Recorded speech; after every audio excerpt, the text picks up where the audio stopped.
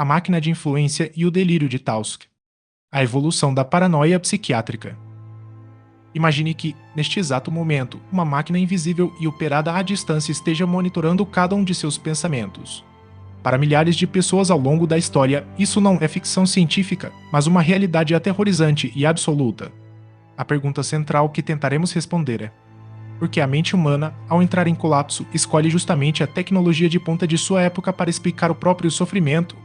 Neste dossiê, vamos explorar a evolução desse fenômeno, desde os teares industriais do século XIX até as redes 5G e os algoritmos de inteligência artificial. Vamos entender como a psiquiatria clássica e a psicanálise interpretam esses aparelhos imaginários e como eles revelam segredos profundos sobre a nossa própria percepção corporal.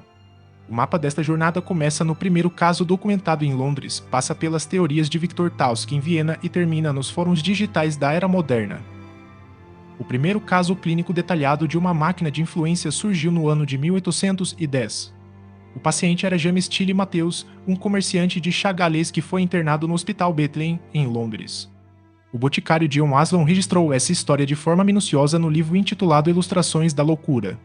Matthews tinha a convicção extraordinária de que uma gangue de revolucionários jacobinos controlava sua mente. Esse grupo de perseguidores era liderado por figuras sinistras, como o Rei Bill e o Homem do Meio. Eles operavam um aparato complexo chamado tear de ar, escondido em algum porão da cidade. O tear de ar parecia um grande órgão musical encimado por um moinho de vento. Ele funcionava com base nos princípios da química pneumática e do magnetismo animal, conceitos científicos que estavam no auge na época.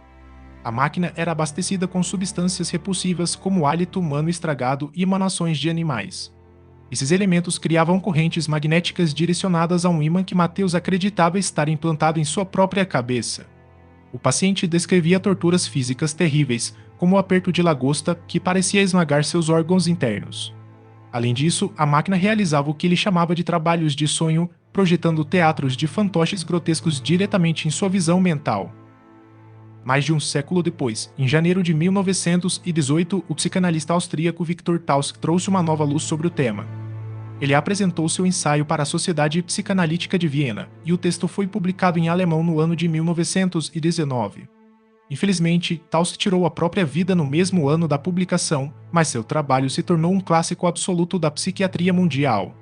Tausk analisou os aparelhos imaginários criados por pacientes com esquizofrenia e percebeu um padrão.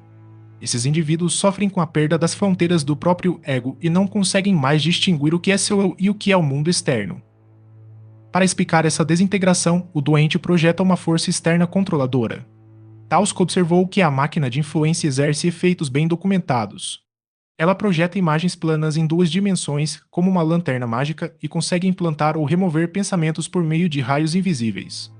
Além disso, a máquina provoca alterações físicas e sensações sexuais indesejadas. O termo máquina de influência foi inspirado em um aparato físico real inventado em 1706 por Francis Oxby, que consistia em um globo de vidro giratório que brilhava no vácuo com uma luz verde misteriosa, chamada na época de brilho da vida. O caso mais emblemático analisado por Tausk foi o de Nathalie Jaa. Ela era uma ex-estudante de filosofia de 31 anos que era surda e se comunicava apenas por escrito. Nathalie já acreditava ser controlada há mais de 6 anos por uma máquina elétrica localizada em Berlim. O formato dessa máquina era extraordinário, pois era uma cópia idêntica do próprio corpo de Nathalie. O aparelho lembrava uma figura estendida sobre um sarcófago, com um tronco que podia ser removido como a tampa de um caixão. O interior continha baterias que simulavam seus órgãos internos. Um professor universitário operava o dispositivo à distância por telepatia. O sofrimento de Nathalie dependia inteiramente de como esse operador manipulava o duto mecânico. Batidas na máquina causavam dores físicas no corpo dela e carícias nos genitais do aparelho geravam sensações sexuais involuntárias. Com o tempo, o duplo começou a perder as feições humanas e a máquina foi se achatando, tornando-se um conjunto puramente mecânico de engrenagens. Nathalie acabou abandonando o tratamento por suspeitar que o próprio Tausk fora dominado pela máquina de influência. A evolução desses relatos revela o conceito psiquiátrico da patoplasticidade dos delírios. Isso significa que, embora os temas fundamentais de perseguição permaneçam os mesmos, a roupagem tecnológica muda conforme a época.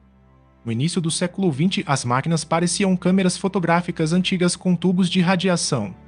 Nas décadas de 1950 e 60, o foco migrou para radares e ondas de rádio, refletindo a paranoia da Guerra Fria. O matemático John Nash, por exemplo, acreditava receber transmissões criptografadas de agências governamentais em 1958. Na década de 1970, o escritor Philip K.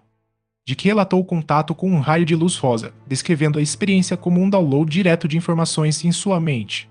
Ele chegou a formular a teoria de que o universo funciona como um sistema de dados de computador. Com a popularização da internet nos anos 90, a paranoia se transformou novamente, focando em rastreamento em rede e espionagem eletrônica. Em 2012, surgiu o termo delírio do show de Truman, onde os pacientes acreditam que suas vidas são filmadas secretamente para um programa de entretenimento global.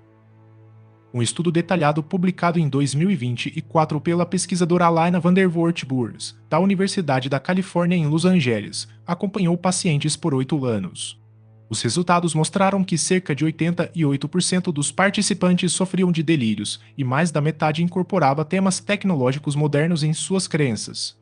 Houve um aumento anual de 15% nos delírios envolvendo tecnologia. Os relatos atuais incluem programas espiões instalados em telefones, ruídos estáticos na linha e roteadores de internet alterados por vizinhos. Uma paciente chegou a desenvolver paranoia quando a rede social Twitter mudou seu nome para X. A nova fronteira dessa patologia envolve antenas de telefonia 5G e dispositivos nanotecnológicos. Atualmente, milhares de pessoas se identificam como indivíduos-alvo. Elas afirmam ser vítimas de assédio eletrônico e tortura eletromagnética por meio de satélites e antenas que transmitem vozes diretamente para seus cérebros. Essa suposta tecnologia é conhecida como voz para o crânio ou V2K. Os indivíduos relatam sintomas graves, como perda de memória, tremores involuntários e a sensação de que seus dentes estalam sozinhos ao adormecer. Muitos acreditam possuir implantes de microchips ou que supercomputadores de inteligência artificial monitoram seus pensamentos. A comunidade médica internacional, após vários estudos clínicos, concluiu que essas experiências são frutos de alucinações e psicoses. Um estudo liderado por Vaughan Bell em 2006 confirmou a forte presença de sintomas de esquizofrenia em pessoas que relatam assédio eletrônico na internet.